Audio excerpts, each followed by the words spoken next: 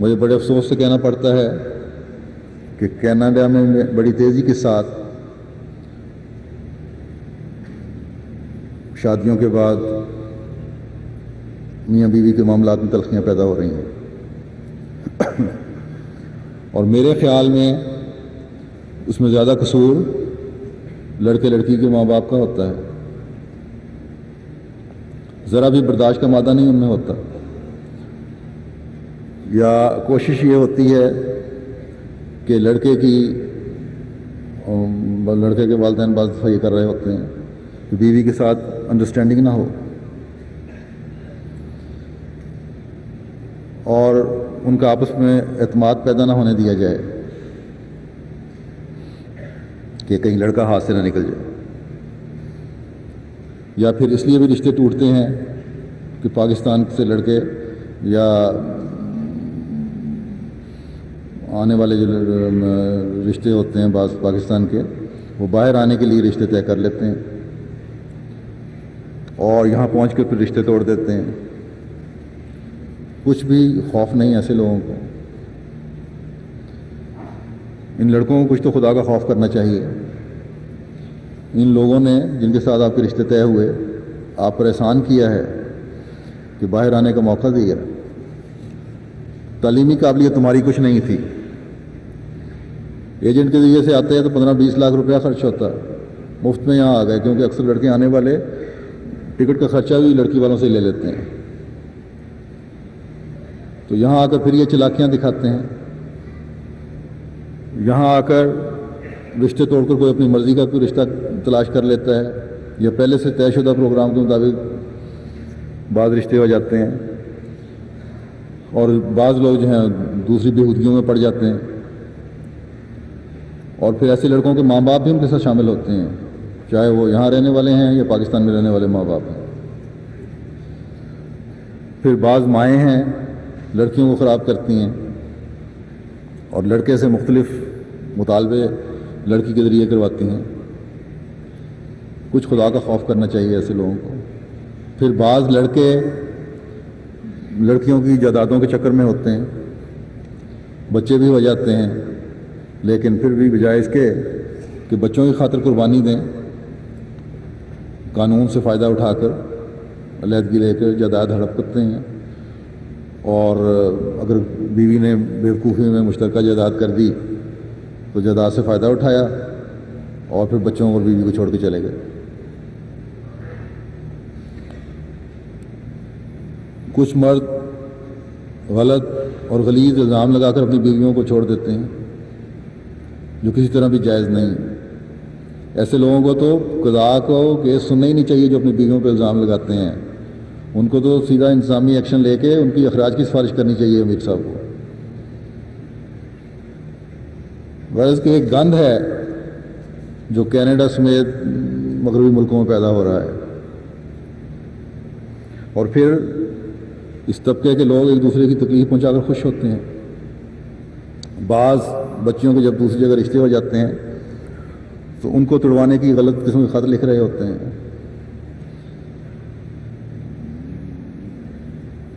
تو کوئی خوف نہیں ایسے لوگوں کو. اللہ تعالیٰ کی عظمت اور جلال کی انہیں کوئی بھی فکر نہیں. اللہ تعالیٰ کے سائے رحمت میں سے دور رہنے کی انہیں کوئی بھی پرواہ نہیں ہے. اللہ تعالیٰ کے رسول کے حکم کے خلاف چلتے ہیں، اور بجائے اس کے کہ ایک دوسرے کی تکلیف کو محسوس کریں اور اس تکلیف پر ایک جسم کی طرح، جس طرح جسم کو کسی کو اس کے بیمار ہونے سے تکلیف ہوتی ہے وہ محسوس کریں، بے چینی کا اظہار کریں.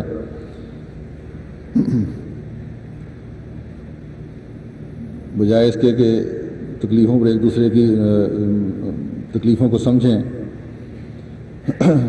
بے حسی میں پڑ جاتے ہیں.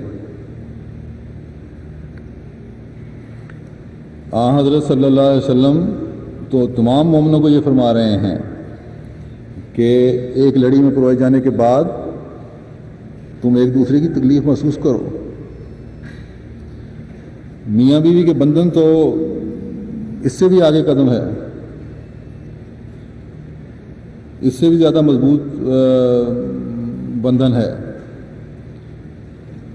یہ تو ایک معاہدہ ہے جس میں خدا کو گواہ ٹھہرا کر تم یہ اقرار کرتے ہو کہ ہم تقوی پر قائم رہتے ہوئے ایک دوسرے کے حقوق ادا کرنے کی کوشش کریں گے۔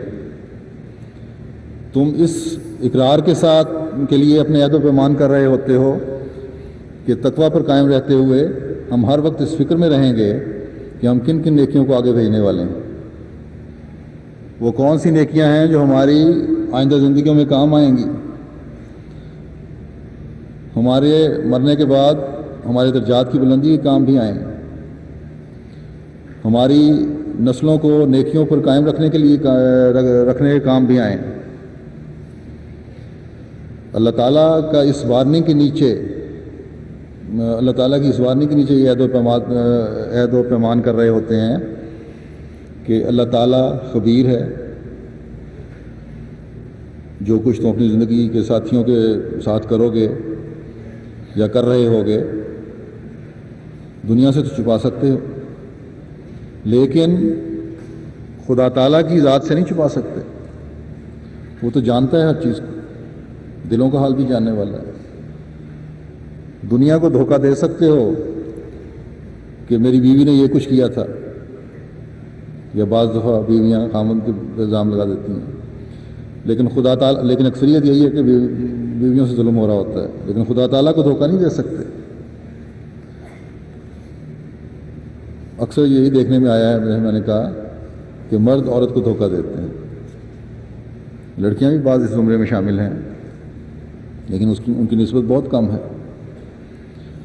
اور پھر عہدے دار بھی غلط طور پر مردوں کی طرفداری کی کوشش کرتے ہیں۔ عہدے داروں کو بھی میں یہ کہتا ہوں کہ اپنے رویوں کو بدلیں، اللہ نے اگر ان کو خدمت کا موقع دیا ہے تو اس سے فائدہ اٹھائیں۔ یہ نہ ہو کہ ایسے تقویٰ سے آری عہدے داروں کے خلاف مجھے تعزیری کارروائی کرنی پڑے۔ مرد کو اللہ تعالیٰ نے قوام بنایا ہے، برداشت کا مادہ اس میں زیادہ ہوتا ہے، اس کے اعصاب زیادہ مضبوط ہوتے ہیں، اگر چھوٹی موٹی غلطیاں کوتاہیاں ہو بھی جاتی ہیں تو ان کو معاف کرنا چاہیے۔ ایک دفعہ حضرت مسیح موعود علیہ الصلوۃ والسلام کی مجلس میں ایک صحابی کی بیوی کی سے سختی کی باتوں کا ذکر ہو رہا تھا، تو جو صحابہ پاس بیٹھے ہوئے تھے وہ کہتے ہیں کہ حضرت مسیح موعود علیہ الصلوۃ والسلام کو اس بات پر اتنا رنج اور غصہ تھا کہ ہم نے کبھی ایسی حالت میں آپ کو نہیں دیکھا۔ ایک اور صحابی وہاں اس مجلس میں بیٹھے تھے جو اپنی بیوی سے اسی طرح سختی سے پیش آیا کرتے تھے، اس کے حقوق کا خیال اس طرح نہیں رکھتے تھے۔ وہ حضرت مسیح موعود علیہ الصلوۃ والسلام کی یہ حالت دیکھ کر اس مجلس سے اٹھے، بازار گئے، بیوی کے لیے کچھ تحفے تحائف لیے اور گھر جا کر اپنی بیوی کے سامنے رکھے اور بڑے پیار سے اس سے باتیں کرنے لگے۔ بیوی حیران پریشان تھی کہ آج ان کو ہو کیا گیا ہے، یہ کایا کس طرح پلٹ گئی، اس طرح نرمی سے باتیں کر رہے ہیں۔ آخر ہمت کر کے پوچھ ہی لیا، پہلے تو ضرورت نہیں پڑتی تھی۔ کہنے لگے کہ آج حضرت مسیح موعود علیہ الصلوۃ والسلام کو بیویوں پر سختی کرنے کی وجہ سے بہت غصے کی حالت میں دیکھا ہے، اس سے پہلے کہ میری شکایت ہو میں اپنی حالت بدلتا ہوں۔ تو دیکھیں جس طرح حضرت مسیح موعود علیہ السلام نے فرمایا کہ نمونہ بنیں، ان صحابی نے فوراً توبہ کی اور نمونہ بننے کی کوشش کی۔ آج آپ میں سے اکثریت بھی جو یہاں بیٹھی ہوئی ہے، یا کم از کم کافی تعداد میں لوگ ایسے ہیں جو ان صحابہ کی اولاد میں سے ہیں جنہوں نے بیعت کے بعد نمونہ بننے کی کوشش کی اور بنے۔ آپ بھی اگر اخلاص کا تعلق رکھتے ہیں اور حضرت مسیح موعود علیہ الصلوۃ والسلام کی جماعت میں داخل ہونے کا دعویٰ کرتے ہیں تو یہ نیکیاں اختیار کریں، آج عہد کریں کہ ہم نے نیکی کے نمونے قائم کرنے ہیں، اپنی بیویوں کے قصور معاف کرنے ہیں، اور جو لڑکی والے ہیں زیادتی کرنے والے وہ عہد کریں کہ لڑکوں کے قصور معاف کرنے ہیں۔ تو ان جھگڑوں کی وجہ سے معاشرے میں جو تلخیاں ہیں مختلف خاندانوں میں وہ دور ہو سکتی ہیں، اس کو اگر ختم کر دیں ایسی چیزیں۔ اگر ان آئلی جھگڑوں میں، میاں بیوی کے جھگڑوں میں علیحدگی تک بھی نوبت آ گئی ہے تو ابھی سے دعا کرتے ہوئے، اس نیک ماحول سے فائدہ اٹھاتے ہوئے، دعاؤں پر زور دیتے ہوئے ان پھٹے دلوں کو جوڑنے کی کوشش کریں، اور اسی طرح بعض اور وجوہ سے بھی جو کی وجہ سے معاشرے میں جو تلخیاں پیدا ہوئی ہیں، جھوٹی اناؤں کی وجہ سے جو نفرتیں معاشرے میں پنپ رہی ہیں یا پیدا ہو رہی ہیں، ان کو دور کریں،